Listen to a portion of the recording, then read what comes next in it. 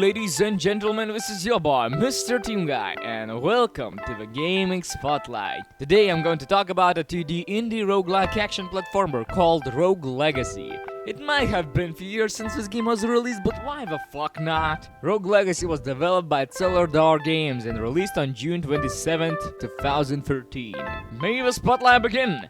First, let's explain the gameplay. You'll need to go and clean out the castle of its unstoppable evil. To do that, you'll get to choose a knight who will try to stop that evil. Every time your hero dies, another one is formed, and another one, and another one. A family tree goes until you're finally able to defeat the darkness that purges through the castle. By that I mean you'll need to grind through the levels again and again and again. You will die. A lot. But that only means that the next hero will be even stronger. You can make the hero stronger by upgrading his skills. The skill tree is just huge. There you can unlock many different classes, and by that I mean there's a huge amount of different classes.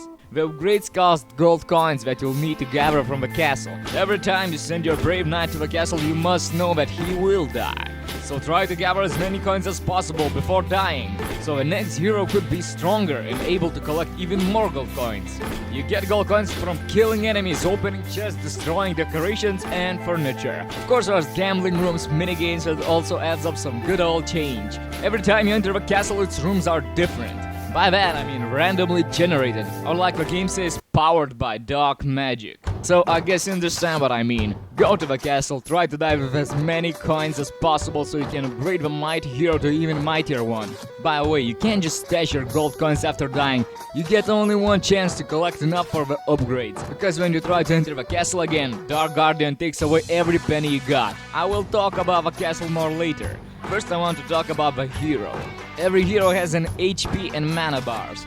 I think you know that HP stands for how many hits you can take and mana stands for how many magic powers you can use. Okay, we got that out of our way, so let's talk about the classes.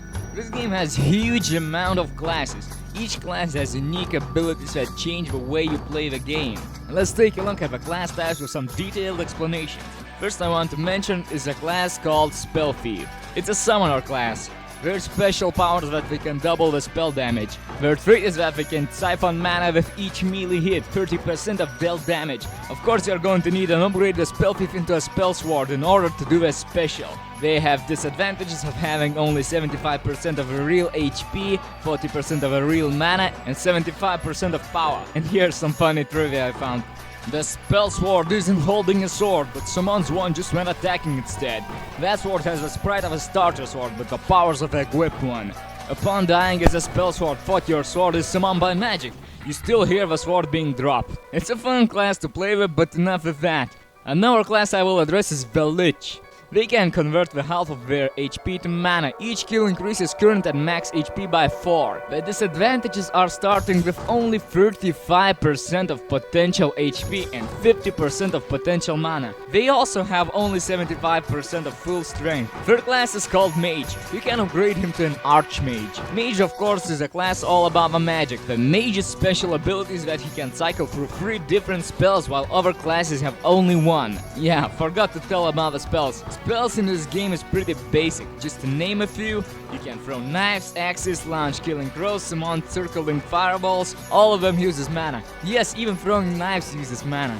Okay, back to mages. After every kill they get, regenerate a bit of mana. Their advantage is that they start with 150% of potential mana. The disadvantage is that they have only half of potential HP and half of potential power. Then there's one of my favorites, the Knights class. You can upgrade them to Paladins, and by doing that you can finally use shield for blocking any attacks. Of course every time you block it uses mana, so don't block too much, okay? Try dodging. They can become statues, that means nothing can harm neither knock back them. Also damages enemies on touch. They have advantage of starting with full 100% of everything. By that I mean strength, HP and mana. The fifth class is Barbarian. They are literally a Skyrim reference. Special ability is a shout that damages and knocks back all the enemies and projectiles. They start with 150% of health points. That means additional 50 of potential health points is added. Of course their magic is weak. They only use half of potential mana. Also, we don't use full strength, only 75%. This hero can take a beating. We can call him a walking tank. Class number 6. Yes, I'm going to talk about the whole 9 classes. So class number 6 is Dragon. This is starting to become an episode of Game of Thrones, am I right?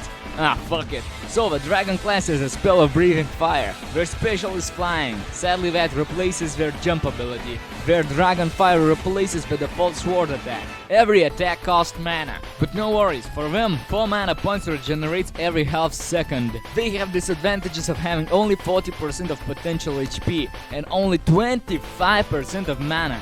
Yep, you heard me right, only 25%. Class number 7. Damn, I should have made this the top rogue legacy classes. Class number 7 is Knave, other known as Assassin. They can take a mist farm, and by doing that they avoid all the damage from enemies and projectiles. They have advantage of being able to hit critical 50% more. Also, their critical damage is 25% bigger. Disadvantage is that we start with 75% of potential HP and 65% mana. Also a 75% of power.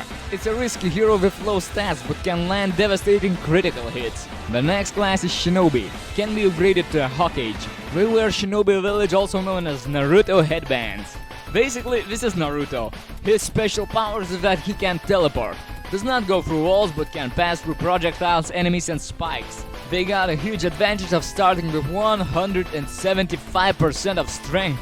Disadvantages of 60 HP percent, 40 mana percent, and they can't hit criticals. It's a very fast hero, especially good for defeating bosses. And there's a minor class, so-called Spelunker. Their special is that when you're playing you can see all the spots on the map where you can find treasure chests, boss doors and teleport rooms.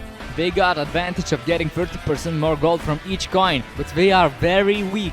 Only have 50% of HP and 50% of mana. At least they still have 75% of potential power. It's a hero for hoarders. Very weak, but has a huge bonus to gold. Sadly, as much as they are useful at the beginning, later on in the game their 30% gold bonus becomes irrelevant. There's also one very cool class, but I want to leave it as a surprise for you. You will unlock it after beating all the revamped bosses. Revamped bosses are bosses that you have beaten, just made much stronger. You can unlock them by finding the boss totems in chests. But trust me, they are very hard to find. Okay, I spoke about the classes, let's talk about different body types these classes can have. But know this, from all these classes, every time you need to reborn you can only choose 3. And what type of classes you'll get to choose is completely random. Same with body types. There are 4 body types you can get. Giant, slim, small and normal. Giants are big as hell, and with them it's way easier reaching flying enemies. Slim has a huge knockback, and I can't seem to find anything good about them. Normal size is just, normal. And small ones, called dwarfs. They are so small they can fit through small holes and reach secret areas that bigger characters can't. There are also lots of traits your character will start with. They are also randomly generated. Traits like vertigo, the fact your screen is upside down, colorblind, you see everything in gray color, or there is also a lot of very weird traits that I didn't expect this game to have. Traits like boldness. This trait just changes the writing when you're entering the castle from building to balding. Coprolalia, that trait just makes your character swear a lot. There's even a trait called gay. It changes who greets their player as their lover. So yeah, this game went balls to the wall with the main hero you control. But what about the enemies? Well, let's talk about them. This game has over 60 enemies to test your will and courage. Every type of enemy has up to 4 different difficulty variations. You will need to fight enemies like fireballs, horses, knights, air, fire and ice wizards, eyeballs, ninjas, skulls, zombies, wolves, skeletons, plants, blobs and more. And of course there are bosses and mini-bosses with innovative abilities. And trust me when I tell you, they are tough. You will need to study their attacks and creature strategies in order to beat them. That is why you'll need to prepare and upgrade your character. Level up their health, hit power, mana, buy better armors and weapons, same with additional enchantments. You can buy armors and weapons from a blacksmith, but in order to buy a specific weapon, armor or enchantment, you'll need to find a blueprint of them. You can find them in a castle. Everything costs coins, so yeah, hard journey through the castle awaits your mighty hero. The castle has 4 different type of difficulty areas. The easiest is the main castle, a bit harder is the forest, then there's a tower, and most difficult is the dungeon. Every area has its own main boss doors. In order to fight the final boss, you'll need to kill all 4 main bosses from each area. The castle has lots of different rooms. There are regular rooms with regular randomly generated enemies. There are hidden rooms. Each castle includes one hidden room which contains 2 chests. There's a special item that is used to help find its location. Then there are bonus rooms. They are rooms with special features or objects like wolf fountain, carnival, random teleporter, spell altar, spiritual shrine and jukebox. Yes, there's even room for changing the playthrough's music. This game is simple to play yet challenging. Has lots of content you can play for hours on end to earn upgrades and try and make more progress in the castle. You will always have more milestones to reach. When you're starting out struggling to defeat enemies and have no mastery of the control, you will be motivated just to have runs that contribute anything to your game.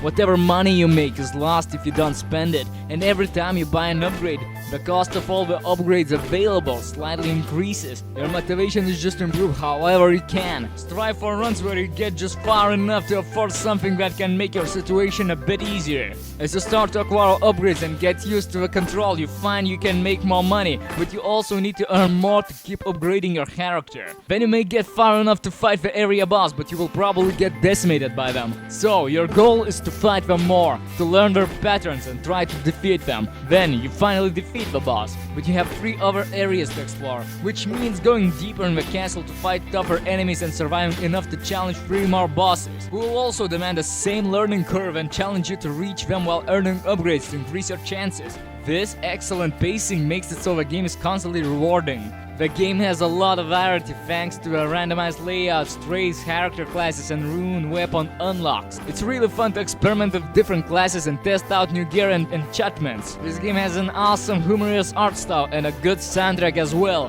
One of the best roguelikes I have ever played, if not the best.